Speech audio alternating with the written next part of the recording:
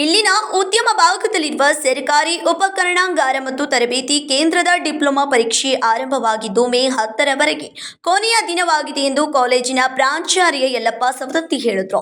ಬುಧವಾರ ಬೆಳಗಾವಿಯಲ್ಲಿ ಸುದ್ದಿಗೋಷ್ಠಿಯಲ್ಲಿ ಮಾತನಾಡಿದ ಅವರು, ಜಪಾನ್ ಹಾಗೂ ಅಮೆರಿಕಾದಲ್ಲಿ ನಮ್ಮ ಜಿಟಿಸಿಗೆ ಪ್ರೋತ್ಸಾಹ ನೀಡುತ್ತಿದ್ದಾರೆ. ಎಸ್ಎಸ್ಎಲ್ಸಿ ಪಾಸ್ ಆದ ಮಕ್ಕಳಿಗೆ ಇದೊಂದು ಸುವರ್ಣ ಅವಕಾಶ ಇದೆ. ಆಸಕ್ತರು ಬೇಗ ಪ್ರವೇಶ ಪಡೆದುಕೊಳ್ಳಬೇಕು ಎಂದರು. ಇಡಿಎಂ ಕೋಆಕ್ಟಿನೇಟ್ ಮೆಜರಿಂಗ್ ಸಿಎಂಎಂ ಮಷಿನ್ಗಳನ್ನು ಹೊಂದಿರುತ್ತದೆ. ಬೆಳಗಾವಿ ಸ್ಮಾರ್ಟ್ ಸಿಟಿಯಿಂದ 3D ಪ್ರಿಂಟರ್, ಮೆಟಲ್ ಹಾಗೂ 3D ಪ್ರಿಂಟರ್, ಪ್ಲಾಸ್ಟಿಕ್, ರೋಬೋಟಿಕ್ಲಾ ಪವರ್ ಎಲೆಕ್ಟ್ರಾನಿಕ್ ಮಿಷನ್ಗಳನ್ನು ನೀಡಿದೆ ಎಂದರು. ವಿದ್ಯಾರ್ಥಿಗಳನ್ನು ತಾಂತ್ರಿಕವಾಗಿ ಮತ್ತು ಔದ್ಯೋಗಿಕ ಜಗತ್ತಿಗೆ ತಕ್ಕಂತೆ ಸಜ್ಜುಗೊಳಿಸುವ ಉದ್ದೇಶ ಕೇಂದ್ರವಾಗಿದೆ. ಉತ್ಕೃಷ್ಟ ಕೇಂದ್ರದ ಸ್ಥಾನಮಾನದಿಂದ ತರಬೇತಿ ಪ್ರಕ್ರಿಯೆಯು ಮತ್ತಷ್ಟು ಉನ್ನತ ಮಟ್ಟಕ್ಕೇರಲಿದೆ ಎಂದರು. ನಾನು GTTC ಕಾಲೇಜಿನ ಪ್ರಾಚಾರ್ಯ. ವಿಚಾರ ಏನಂತಂದರೆ, ನಮ್ಮ ಕಾಲೇಜಿನಲ್ಲಿ ಟ್ರೈನಿಂಗ್ ನಡೀತಾ ಇದೆ. ನಮಗೆಲ್ಲ ಗೊತ್ತಿದೆ. ನಾವು ವರ್ಷ ಈ ಒಂದು ಪ್ರೆಸ್ ಮೀಟ್ ಮಾಡ್ತಾಯಿದ್ದೀವಿ. ನಮ್ಮ ಕಾಲೇಜ್ ಬಂದುಬಿಟ್ಟು ಖಾನಾಪುರ ರೋಡ್ ಉದ್ಯಮ ಭಾಗದಲ್ಲಿದೆ, ಮಜಗಾಂವ್ ಕ್ರಾಸ್ನಲ್ಲಿ. ನಮ್ಮ ಕಾಲೇಜು 1997ರಲ್ಲಿ ಬೆಳಗಾವಿ ಒಂದು ಉದ್ಯಮ ಭಾಗದಲ್ಲಿ ಪ್ರಾರಂಭವಾಗಿದೆ. ಅಲ್ಲಿಂದ ಇಲ್ಲಿವರೆಗೂ ಸಾವಿರಾರು ವಿದ್ಯಾರ್ಥಿಗಳಿಗೆ ತರಬೇತಿಯನ್ನು ನೀಡಿ ಅವರಿಗೆ ಉದ್ಯೋಗಸ್ಥರನ್ನಾಗಿ ಮಾಡಿದ್ದೇವೆ. ಈ ಒಂದು ನಿಟ್ಟಿನಲ್ಲಿ ಈ ವರ್ಷ ಕೂಡ SLC ಮುಗಿಸಿದಂಥ ವಿದ್ಯಾರ್ಥಿಗಳಿಗೂ ಕೂಡ ಅಡ್ಮಿಷನ್ ಪ್ರಾರಂಭವಾಗಿವೆ. ಅಡ್ಮಿಷನ್ ಬಂದುಬಿಟ್ಟು ನಮ್ಮಲ್ಲಿ ಡಿಪ್ಲೊಮಾ ಕೋರ್ಸ್ಗಳು 4 ಇದ್ದಾವೆ. ಆ 4 ಕೋರ್ಸ್ಗಳಲ್ಲಿ diploma in tool and die making, diploma in precision manufacturing, diploma in automation and robotics, diploma in artificial and intelligence machine learning. So ಈ ಒಂದು 4 ಕೋರ್ಸ್ಗಳಲ್ಲಿ 4 ಕೋರ್ಸ್ಗಳು ಕೂಡ 4 ವರ್ಷದ ತರಬೇತಿಯನ್ನು ಒಳಗೊಂಡಿವೆ. 4 ವರ್ಷ ಹೇಗಪ್ಪ ಅಂತಂದರೆ, 3 ವರ್ಷ GTTC ಉದ್ಯಮ ಭಾಗದಲ್ಲಿ ತರಬೇತಿಯನ್ನು ಪಡೆದು ತದನಂತರ ಉದ್ಯೋಗಕ್ಕಾಗಿ 4ನೇ ವರ್ಷ ಬೇರೆ ಕಂಪ್ನಿಗಳಲ್ಲಿ, ಅಂದರೆ ಬೆಂಗಳೂರು, ಮುಂಬೈ, ಚೆನ್ನೈ, ಪುಣೆ ಈ ಥರ ಬೇರೆ ಬೇರೆ ಊರುಗಳಲ್ಲಿ ಬೇರೆ ಬೇರೆ limited company, private limited company, MNC multinational ಕಂಪ್ನಿಯಲ್ಲಿಯೂ ಕೂಡ, ಮತ್ತು ಫಾರಿನ್ದಲ್ಲಿ ಜಪಾನ್, ಜರ್ಮನಿ, ಸಿಂಗಾಪುರ್ ಈ ಥರ ಕೂಡ ನಾವು ವಿದ್ಯಾರ್ಥಿಗಳಿಗೆ ಟ್ರೈನಿಂಗ್ ತರಬೇತಿಗೆ ಕಳಿಸ್ಕೊಡ್ತೀವಿ. ಸೊ ಆ ಒಂದು 4ನೇ ವರ್ಷ ಕೂಡ ನಮ್ಮ ಅಂಡರ್ದಲ್ಲೇ ಕೆಲಸ ಮಾಡುತ್ತೆ, ನಮ್ಮ ಅಂಡರ್ದಲ್ಲೇ ಟ್ರೈನಿಂಗ್ ಕೊಡ್ತೀವಿ. ಸೊ ತಿಂಗಳ ಏನು ಮಾಡ್ತೀವಿ, ಅಲ್ಲೇನು ಟ್ರೈನಿಂಗ್ ಮಾಡ್ತಾರೆ ಅಂತ ನಾವು ಅದನ್ನು ವಿಚಾರ ಮಾಡ್ತೀವಿ. ಅವರಲ್ಲಿಂದ ಡಾಕ್ಯುಮೆಂಟ್ಸನ್ನು ಕಳಿಸ್ಕೊಡ್ತಾರೆ, ಮಂತ್ಲಿ ರಿಪೋರ್ಟ್ ಅಂತ ಕಳಿಸ್ಕೊಡ್ತಾರೆ. ಆ ಮಂತ್ಲಿ ರಿಪೋರ್ಟನ್ನು ನಾವು ಅವ್ರಿಗೆ ಸ್ಟಡಿ ಮಾಡಿಬಿಟ್ಟು, ಅವರಿಗೆ ಮತ್ತು ವೈವಾ ಕಂಡಕ್ಟ್ ಮಾಡಿಬಿಟ್ಟು, ಅವರಿಗೆ ಎಕ್ಸಾಮ್ ಇಟ್ಟು, ಮತ್ತು ಅವರಿಗೆ ಪ್ರಾಜೆಕ್ಟ್ ರಿಪೋರ್ಟ್ ಎಲ್ಲ ತೆಗೆದುಕೊಂಡು ಅವರಿಗೆ ಫೈನಲ್ ಲೇಯರ್ ನಾವು ಸರ್ಟಿಫಿಕೇಟ್ನ ಇಶ್ಯೂ ಮಾಡ್ತೀವಿ. ಸೊ ಸರ್ಟಿಫಿಕೇಟ್ ಇಶ್ಯೂ ಮಾಡಿದ ನಂತರ 4 ವರ್ಷ ಕಂಪ್ಲೀಟ್ ಆಗ್ತದೆ.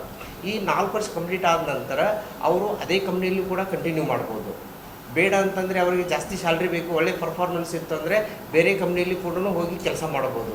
ಅದು ಬೇಡ ಅಂತಂದರೆ ಅವ್ರ ಕಡೆ ಇನ್ವೆಸ್ಟ್ಮೆಂಟ್ ಮಾಡಿ ಸ್ವಂತ ಇಂಡಸ್ಟ್ರಿನೂ ಕೂಡ ಹಾಕ್ಬೋದು. ಇಲ್ಲ ಗೌರ್ಮೆಂಟ್ DIC ಆಫೀಸ್ ಕಡೆಯಿಂದ ಅವ್ರಿಗೆ ಲೋನ್ ಮುಖಾಂತರ ಅವರು ಇಂಡಸ್ಟ್ರಿ ಕೂಡ ಹಾಕ್ಬೋದು. ಅದೊಂದು ಆಪ್ಷನ್ ಇದೆ. ಅದು ಯಾವುದೂ ಬೇಡ, ನಾವು ಇನ್ನೂ ಹೈಯರ್ ಎಜುಕೇಷನ್ ಮಾಡಬೇಕಂತಂದರೆ BEದಲ್ಲಿ ಸೆಕೆಂಡ್ ಇಯರ್ಗೆ ಲ್ಯಾಟ್ರಲ್ ಎಂಟ್ರಿ ಮೂಲಕ ಅವರು ಅಡ್ಮಿಷನನ್ನು ತೊಗೋಬೋದು. ಅದೊಂದು ಅಪರ್ಚುನಿಟಿ ಇದೆ ನಮ್ಮಲ್ಲಿ. ಯಾಕಂದರೆ ನಮ್ಮ ಕೋರ್ಸ್ ಎಲ್ಲನೂ AICTE ಅಪ್ರೂವಲ್ ಇದ್ದಾವೆ. ಸೊ ಹಿಂಗಿರೋದ್ರಿಂದ BEದಲ್ಲಿ ಅಂದರೆ ಇಂಜಿನಿಯರಿಂಗ್ದಲ್ಲಿ ಅವರು ಲ್ಯಾಟ್ರಲ್ ಎಂಟ್ರಿ ಮೂಲಕ ಸೆಕೆಂಡ್ ಇಯರನ್ನು ಆರಾಮಾಗಿ ಅಡ್ಮಿಷನ್ ತೊಗೋಬೋದು. ಅದು ಬಿಟ್ಟರೆ ಈ 3 ವರ್ಷ ನಮ್ಮಲ್ಲಿ ಟ್ರೈನಿಂಗ್ ಇದೆ. ಟ್ರೈನಿಂಗ್ ಯಾವ ಥರ ಕೊಡ್ತೀವಿ ಅಂತಂದರೆ, ನಾವು ಬೇಸಿಕ್ ಟ್ರೈನಿಂಗ್ ಕೊಡ್ತೀವಿ. ಮೆಕ್ಯಾನಿಕಲ್ ಕೋರ್ಸ್ ಇರ್ಬೋದು, ಅಥವಾ ಪ್ರೆಸಿಷನ್ ಮ್ಯಾನುಫ್ಯಾಕ್ಚರಿಂಗ್ ಇರ್ಬೋದು. ಇನ್ನೊಂದು ಹೊಸದಾಗಿ ಬಂದಂಥ ಕೋರ್ಸು ಆರ್ಟಿಫಿಷಿಯಲ್ ಇಂಟೆಲಿಜೆನ್ಸ್ ಅಂತ. ಸೊ ಈ 3ನೇ ವರ್ಷ ಆಯ್ತು, 2 ವರ್ಷ ಕಂಪ್ಲೀಟ್ ಆಗಿದೆ. 3ನೇ ವರ್ಷ ಕೂಡ ನಾವು ಈ ವರ್ಷ ಅಡ್ಮಿಷನ್ ತೊಗೊಳ್ತಾ ಇದ್ದೇವೆ. ಅದಕ್ಕಂತೂ ಸಾಕಷ್ಟು ಬೇಡಿಕೆ ಇದೆ. ಯಾವುದು ಆರ್ಟಿಫಿಷಿಯಲ್ ಇಂಟೆಲಿಜೆನ್ಸ್ ಮಷಿನ್ ಲರ್ನಿಂಗ್ ಅಂತ. ಸೊ ಈ ಕೋರ್ಸ್ ಮುಖಾಂತರ ನಾವು ಏನು ಮಾಡ್ತೀವಿ ಅಂತಂದರೆ, ವರ್ಷ ಅಡ್ಮಿಷನ್ ತೊಗೊಂಡ್ಬಿಟ್ಟು ಅವರಿಗೆ ಉದ್ಯೋಗಸ್ಥರನ್ನಾಗಿ ಮಾಡ್ತೀವಿ. ಇದು 100% ನಮ್ಮ ಒಂದು GTTC ಅದೊಂದು ಹೆಮ್ಮೆಯ ಸಂಗತಿ. ಬೇರೆ ಯಾವ ಕಾಲೇಜುಗಳು ಕೂಡ ಈ ಒಂದು ಅಪಾರ್ಚುನಿಟಿ ಎಲ್ಲಿಯೂ ಸಿಗಲ್ಲ. ಇದು ನಮ್ಮ ಕಾಲೇಜಲ್ಲಿ ಮಾತ್ರ ಇರೋದು. ಆಮೇಲೆ ತಮಗೆಲ್ಲ ಗೊತ್ತಿದ್ದ ಹಾಗೆ ಬೇರೆ ಬೇರೆ ಇಂಡಸ್ಟ್ರಿಗಳಲ್ಲಿ ಹೋಗೋದು ಹೇಗಪ್ಪ ಅಂತಂದರೆ ಹೇಳ್ತೀನಿ. ನಾನು ಇಂಡಸ್ಟ್ರಿಗಳಲ್ಲಿ ನೋಡಿ, ತಮಗೆಲ್ಲ ಗೊತ್ತಿದ್ದ ಇಂಡಸ್ಟ್ರಿಗಳಿದ್ದಾವೆ. ಇಲ್ಲಿ ಏಕಸ್ ಕಂಪ್ನಿ ಇದೆ ನಮ್ಮ ಬೆಳಗಾವದಲ್ಲಿ, ಎಲ್ಲಿ ಕೊಲ್ಹಾಪುರ ರೋಡಲ್ಲಿ. ಅಂಥ ಏಕಸ್ ಕಂಪ್ನಿಗಳಲ್ಲಿ ಕಳಿಸ್ಕೊಡ್ತೀವಿ. ಅದು ಬಿಟ್ಟರೆ TVS, ಟೊಯೋಟಾ, ಟಾಟಾ, ಸೊ ಈ ಥರ ಡಿಫ್ರೆಂಟ್ ಕಂಪ್ನಿಗಳಲ್ಲಿ ನಾವು ಅವರಿಗೆ ಉದ್ಯೋಗ ವಿಸ್ತರಣೆ ಮಾಡಲಿಕ್ಕೆ ನಾವು ಕಳಿಸ್ಕೊಡ್ತೀವಿ. ಆಮೇಲೆ ನಮ್ಮಲ್ಲಿ ಇರುವಂಥ ಫೆಸಿಲಿಟೀಸು ತುಂಬ ಫೆಸಿಲಿಟೀಸ್ ಇದ್ದಾವೆ.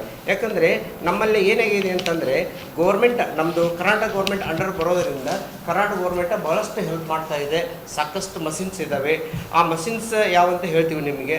ಸೊ ಆಟೋಮೇಷನ್ ಕಂಟ್ರೋಲ್ ಲ್ಯಾಬ್ ಇರ್ಬೋದು, IoT ಲ್ಯಾಬ್ ಇರ್ಬೋದು, IIoT ಲ್ಯಾಬ್ ಇರ್ಬೋದು, ಆಮೇಲೆ 3D ಪ್ರಿಂಟಿಂಗ್ ಲ್ಯಾಬ್ ಇರ್ಬೋದು, ಮತ್ತು ರಿಯಾಲಿಟಿ ಲ್ಯಾಬ್, ಆಮೇಲೆ ರಿವರ್ಸ್ ಇಂಜಿನಿಯರಿಂಗ್ ಲ್ಯಾಬ್. ಸೊ ಈ ಥರ ಡಿಫ್ರೆಂಟ್ ಟೆಕ್ನಿಕಲ್ಗೆ ಸಂಬಂಧಪಟ್ಟಂಥ ಬೇರೆ ಲ್ಯಾಬ್ ಮುಖಾಂತರ ನಾವು ವಿದ್ಯಾರ್ಥಿಗಳಿಗೆ ಟ್ರೈನಿಂಗ್ ಕೊಡ್ತೀವಿ. ಮತ್ತು ವರ್ಕ್ಶಾಪ್ ಬಂದುಬಿಟ್ಟು ಮೆಕ್ಯಾನಿಕಲ್ ಸಂಬಂಧಪಟ್ಟಂತೆ ಅಂದರೆ turning machine, milling machine, CNC machines, CMM machines.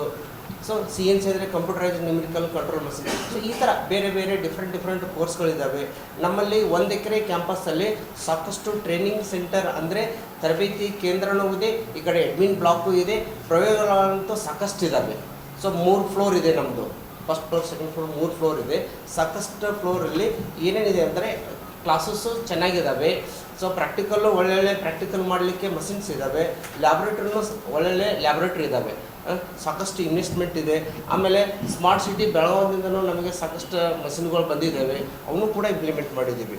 So ಈ ಒಂದು ನಿಟ್ಟಿನಲ್ಲಿ ನಾವು ಬೇರೆ ಕಾಲೇಜುಗಳನ್ನ ಕಂಪೇರ್ ಮಾಡಿದಾಗ GTTC ಒಂದು ಒಳ್ಳೆಯ ಕಾಲೇಜ್.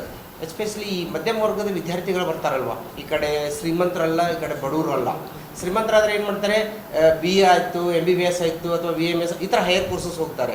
ಆಮೇಲೆ ಬಡವ್ರು ಏನಾಗ್ತದೆ, ಫೀಸ್ ಕಟ್ಟೋಕ್ಕಾಗಲ್ಲ ಅವರಿಗೆ. ಸೊ ಮಧ್ಯಮ ವರ್ಗದವ್ರು ಏನಾಗ್ತಾರೆ ಅಂತಂದರೆ ನಮ್ಮಲ್ಲಿ ಬಂದು ಈಸಿಯಾಗಿ ಅವರು ಅಡ್ಮಿಷನ್ ತೊಗೊಂಡು ಟ್ರೈನಿಂಗ್ ತೊಗೊಂಡು ಮುಂದೆ ಉದ್ಯೋಗಸ್ಥರಾಗ್ಬೋದು. ಆಮೇಲೆ ಮಧ್ಯಮ ವರ್ಗದವರು ಏನಪ್ಪ ಅಂತಂದರೆ ನಮ್ಮದು 1 ವರ್ಷಕ್ಕೆ 35,000 ರೂಪಾಯಿ ಫೀಸ್ ಇದೆ.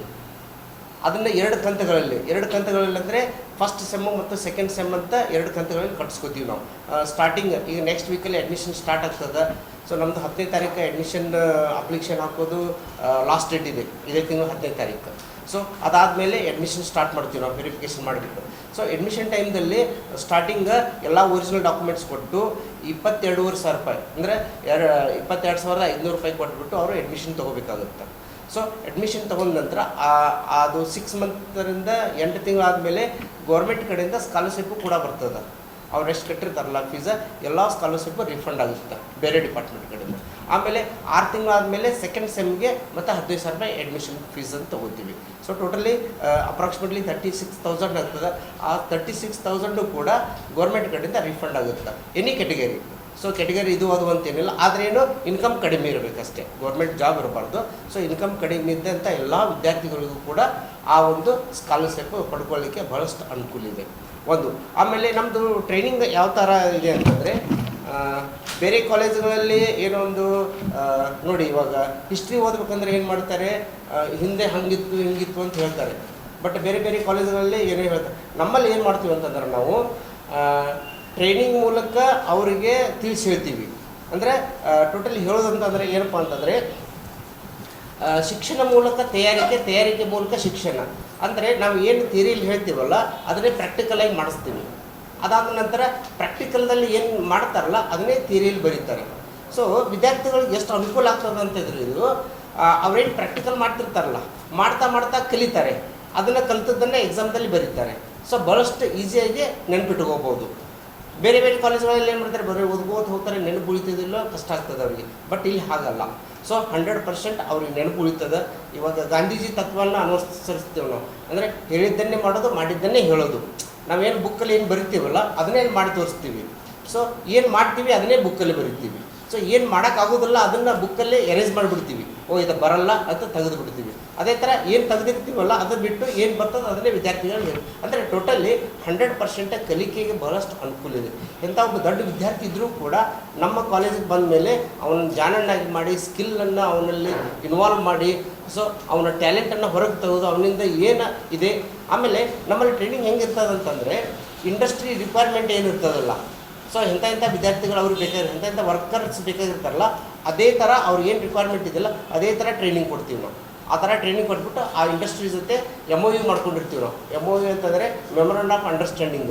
ಬಿಫೋರ್ ದಟ್ ನಾವು ಮಾತಾಡಿಬಿಟ್ಟು ನಮ್ಮ ವರ್ಷ ನಮ್ಮ ಕಡೆಯಿಂದ ಒಂದು 60 ಜನ ವಿದ್ಯಾರ್ಥಿಗಳಿಗೆ ನಿಮ್ಮ ಕಂಪ್ನಿಗೆ ಕಳಿಸ್ತೀವಿ. ಅಥವಾ 4 ಜನ ವಿದ್ಯಾರ್ಥಿಗಳು ಕಳಿಸ್ತೀವಿ ಬೇರೆ ಬೇರೆ ಕಂಪ್ನಿಗಳಲ್ಲಿ. ಸೊ ಹಿಂಗೆ ಮಾಡ್ಕೊಂಡಿರ್ತೀವಿ. ಅವರೇ ಬಂದು ಕ್ಯಾಂಪಸ್ ಮಾಡ್ತಾರೆ. ಕ್ಯಾಂಪಸ್ ಮಾಡಿಬಿಟ್ಟು ಅವರು ಸಿಲೆಕ್ಷನ್ ಮಾಡ್ತಾರೆ. ಅಂದರೆ ರಿಟರ್ನ್ ಟೆಸ್ಟ್ ತೊಗೋತಾರೆ, ಓರಲ್ ಇಂಟ್ರ್ಯೂ ಮಾಡ್ತಾರೆ, ಆಮೇಲೆ HR ಇಂಟ್ರ್ಯೂ ಮಾಡ್ತಾರೆ. ಮಾಡಿಬಿಟ್ಟು ಆ ವಿದ್ಯಾರ್ಥಿಗಳ ಸಿಲೆಕ್ಷನ್ ಆದಮೇಲೆ ಅವ್ರಿಗೆ ಒಂದು ಸ್ಟೈಪಂಡ್ ಅಂತ ಇಶ್ಯೂ ಮಾಡ್ತಾರೆ ಅವರು. ಸೊ ಸ್ಟೈಪಂಡ್ ಎಷ್ಟು ಇಶ್ಯೂ ಮಾಡ್ತಾರೆ, ಆ ವಿದ್ಯಾರ್ಥಿ ಪರ್ಫಾರ್ಮೆನ್ಸ್ ಅವ್ನ ಜಾಣತನ ಹೆಂಗಿರ್ತದಲ್ಲ ಅದರ ಮೇಲೆ ಸ್ಟೈಪಂಡ್ ಇಶ್ಯೂ ಮಾಡಿಬಿಟ್ಟು ಆ ವಿದ್ಯಾರ್ಥಿಗಳಿಗೆ 1 ವರ್ಷ ಟ್ರೈನಿಂಗನ್ನು ಅಲ್ಲೇ ಪ್ಲೇಸ್ ಮಾಡ್ತೀವಿ ನಾವು. ಸೊ ಈ ಥರ ಪ್ರೊಸೆಸ್ ಇರೋದರಿಂದ ಬಹಳಷ್ಟು ವಿದ್ಯಾರ್ಥಿಗಳು ಬಂದುಬಿಟ್ಟು ಕಲಿತು ಒಳ್ಳೊಳ್ಳೆ ಕೆಲಸಗಳನ್ನ ಪಡೆದುಕೊಳ್ಳಿಕ್ಕೆ ಬಹಳಷ್ಟು ನಮ್ಮ ಕಾಲೇಜ್ ಅನುಕೂಲ ಆಗಿದೆ. ಸೊ ಈ ಮುಖಾಂತರ ತಮಗೆಲ್ಲ ನಾನು ಏನು ರಿಕ್ವೆಸ್ಟ್ ಮಾಡೋದಂತಂದರೆ, ಸಾಕಷ್ಟು ಹಳ್ಳಿಗಳಲ್ಲಿ ವಿದ್ಯಾರ್ಥಿಗಳಿಗೆ ಪಾಲಕರಿಗೆ ನಮ್ಮ ಕಾಲೇಜ್ ಬಗ್ಗೆ ಗೊತ್ತಿಲ್ಲ. ಒಂದು ಹೇಳೋದು ಏನಪ್ಪ ಅಂತಂದರೆ, ನಾವು ಈ ಪ್ರೆಸ್ ಮೀಟ್ ಮಾಡೋ ಉದ್ದೇಶ ಏನಪ್ಪ ಅಂತಂದರೆ, ಹಳ್ಳಿಗಳ ವಿದ್ಯಾರ್ಥಿಗಳಿಗೆ ಪಾಲಕರಿಗೆ ನಮ್ಮ ಕಾಲೇಜ್ ಬಗ್ಗೆ ಮಾಹಿತಿ ಇಲ್ಲ. ಇದ್ದವರಂತೂ ಬರ್ತಾರೆ ಹೋಗ್ತಾರೆ, ಎಂಥವ್ರಿಗೆ ಮಾಹಿತಿ ಇರೋಂಗಿಲ್ಲ ಅಂತಾರೆ. ಅಂಥವ್ರಿಗೆ ಒಂದು ಮಾಹಿತಿ ಸಿಗಲಿ ಅನ್ನೋ ಉದ್ದೇಶದಿಂದ ತಮ್ಮ ಕಡೆ ನಾನು ನಮ್ಮ ಕಾಲೇಜ್ ಕಡೆಯಿಂದ, ಮ್ಯಾನೇಜ್ಮೆಂಟ್ ಕಡೆಯಿಂದ, ನನ್ನ ಕಡೆಯಿಂದ ರಿಕ್ವೆಸ್ಟ್ ಮಾಡ್ಕೊಳ್ಳೋದು ಏನಪ್ಪ ಅಂದ್ರೆ, ಎಲ್ಲ ಕಡೆ ಪಬ್ಲಿಸಿಟಿಯಾಗಿ ದಯವಿಟ್ಟು ನಮ್ಮ ಕಾಲೇಜ್ ಬಗ್ಗೆ ತಿಳುವಳಿಕೆ ಹೇಳಿ ಎಲ್ಲರಿಗೂ ತಲುಪಬೇಕಂತ ನನಗೆ ವಿನಂತಿ. Okay yes sir. Sir taluk wise ಇಲ್ಲ. ಆ್ಯಕ್ಚುಲಿ ನಮ್ಮ ಕರ್ನಾಟಕದಲ್ಲಿ 33 ಕಾಲೇಜುಗಳಿದ್ದಾವೆ. ಪ್ರತಿಯೊಂದು ಜಿಲ್ಲಾಕ್ಕೂ ಇದೆ. ಬಿಜಾಪುರ ಜಿಲ್ಲಾಕ್ಕೆ ಒಂದೇ ಇಲ್ಲ ಸದ್ಯಕ್ಕೆ, ಅದು ಬಿಟ್ಟರೆ ಎಲ್ಲ ಜಿಲ್ಲಾಕ್ಕೂ ಒಂದಿದ್ದಾವೆ. ನಮ್ಮ ಬೆಳಗಾವಿ ಜಿಲ್ಲಾದಲ್ಲಿ ಸ್ಪೆಷಲ್ ಏನಪ್ಪ ಅಂದರೆ, ದೊಡ್ಡ ಜಿಲ್ಲೆ ಇರೋದರಿಂದ ಬೆಳಗಾವದಲ್ಲಿ ಒಂದಿದೆ, ಚಿಕ್ಕೋಡಿಲಿ ಒಂದಿದೆ, ಇನ್ನೊಂದು ಗೋಕಾಕ್ ತಾಲೂಕು ಅರಬಾವಿಯಲ್ಲಿ ಒಂದಿದೆ. ಸೊ 3 ಇದ್ದಾವೆ. ನಮ್ಮ ಜಾರಕಿಹೊಳಿ ಸಾಹೇಬರು ಸ್ವಲ್ಪ ಮಾಡಿಬಿಟ್ಟು ಅವರ ಒಂದು ಉಸ್ತುವಾರಿಯಲ್ಲಿ ಸೊ ಎಲ್ಲ ಕಡೆ ಕಾಲೇಜುಗಳನ್ನ ಮಾಡಿದ್ದಾರೆ. ನಮ್ಮ ಬೆಳಗಾವಿ ಜಿಲ್ಲಾದಲ್ಲಿ ಮಾತ್ರ 3 ಇರೋದು, ಬೇರೆ ಜಿಲ್ಲಾದಲ್ಲಿ ಒಂದೊಂದು ಇರೋದು. ಸೊ ಹೀಗಾಗಿ ನಮ್ಮ ಬೆಳಗಾವಿ ಜಿಲ್ಲೆಯಲ್ಲಿ ಸ್ವಲ್ಪ ಜಾಸ್ತಿ ಪಬ್ಲಿಸಿಟಿ ಆಗಲಿ ಅಂತ ನನ್ನ ಕಡೆಯಿಂದ ಒಂದು ಕಳಕಳಿ ವಿನಂತಿ. ಲಾಸ್ಟ್ ಡೇಟ್ ಅಡ್ಮಿಷನ್ ನೋಡಿರಿ, ಅಪ್ಲಿಕೇಶನ್ ಹಾಕೋದು ನಾಳೆ 15ನೇ ತಾರೀಕಿದೆ. ಸೊ ಕೌನ್ಸಿಲಿಂಗ್ ನಾವು ಯಾವಾಗ ಮಾಡ್ತಾ ಇದ್ದೀವಿ ಅಂತಂದರೆ, ವೆರಿಫಿಕೇಷನ್ ಎಲ್ಲ ಮಾಡ್ತಾ ಇದ್ದೀವಿ. ಸೊ 12ನೇ ತಾರೀಕು ಈಗ ವೆರಿಫಿಕೇಷನ್ ಸ್ಟಾರ್ಟ್ ಆಗಿದೆ. ಅಪ್ಲಿಕೇಶನ್ ಹಾಕೋಕ್ಕೆ ಮಾತ್ರ ನಾಳೆ ಲಾಸ್ಟ್ ಡೇಟು, ಇದು 10ನೇ ತಾರೀಕು ಲಾಸ್ಟ್ ಡೇಟು ಏನು. ಸೊ ಅದಾದಮೇಲೆ ಮತ್ತೆ ಗೌರ್ಮೆಂಟ್ ಏನು ಮಾಡ್ತದೆ ಹೇಳೋಕ್ಕಾಗಲ್ಲ. ಫುಲ್ಫಿಲ್ ಆಗಲಿಲ್ಲ ಅಂದ್ರೆ ಮತ್ತೆ ಪೋಸ್ಟ್ಪೋನ್ ಮಾಡೋ ಚಾನ್ಸಸ್ಸೂ ಇದ್ದಾವೆ. 10ನೇ ತಾರೀಕು, ಇದೇ ತಿಂಗಳು 10ನೇ ತಾರೀಕಿದೆ. ಆನ್ಲೈನ್ ಅಪ್ಲಿಕೇಶನ್ ಅಪ್ಲಿಕೇಶನ್ ಅಷ್ಟು ಹೇಳ್ತೀನಿ ಸರ್ ಇವಾಗ. ಸೊ ನಾವು ಲಿಂಕ್ನು ಕೊಡ್ತೀವಿ ಸರ್ ನಿಮಗೆ. ಸೊ ಆನ್ಲೈನ್ ಅಪ್ಲಿಕೇಶನ್ ಹಾಕಬೇಕು. ಆನ್ಲೈನ್ ಅಪ್ಲಿಕೇಶನ್ ಹಾಕ್ಬೇಕಾದ್ರೆ ಅವ್ರ ಕಡೆ ಏನು ಡಾಕ್ಯುಮೆಂಟ್ಸ್ ಇರ್ತಾವಲ್ಲ ಆ ಡಾಕ್ಯುಮೆಂಟ್ಸ್ ತೊಗೊಂಡು ಹಾಕಬೇಕಾಗುತ್ತೆ. ಅದಾದ ನಂತರ 15ನೇ ತಾರೀಕು ಆದ ನಂತರ ಅವ್ರನ್ನ ವೆರಿಫಿಕೇಷನ್ ಕಳಿಸ್ತೀವಿ ನಾವು. ನಿಮ್ಗೆ ಗೊತ್ತಿರ್ಬೋದು CET ಮತ್ತು ನೀಟ್ ಮಾಡ್ತಾರಲ್ಲ, ಸೊ ಅದೇ ಥರ ಇದು ಕೂಡ ಪ್ರೊಸೆಸ್ ಇರೋದು. ವೆರಿಫಿಕೇಷನ್ ಆದಮೇಲೆ ಅವ್ರನ್ನ ಅಡ್ಮಿಷನ್ ಕರಿತೀವಿ ನಾವು ನೆಕ್ಸ್ಟ್ ವೀಕಲ್ಲಿ 15ನೇ ತಾರೀಕು ನಂತರ. ಸೊ ಅಡ್ಮಿಷನ್ ಟೈಮ್ದಲ್ಲಿ ಎಲ್ಲ ಒರಿಜಿನಲ್ ಡಾಕ್ಯುಮೆಂಟ್ಸ್ ಇರಬೇಕು, ಪ್ಲಸ್ 22,500 ರೂಪಾಯಿ ಇರಬೇಕು. ಅದು ಕೂಡ ಆನ್ಲೈನ್ದಲ್ಲಿ ಫೀಸ್ ಕಟ್ಟಿಬಿಟ್ಟು ಅವರು ಸರ್ಟಿಫಿಕೇಟ್ ಕೊಟ್ಟು ಅಡ್ಮಿಷನ್ ತಗೋಬೇಕು. ರಾಜ್ಕುಮಾರ್ ಸೇರಿದಂತೆ ಇನ್ನಿತರರು ಉಪಸ್ಥಿತರಿದ್ದರು. Vinod Kolkar, KMM Kannada news, Belagavi.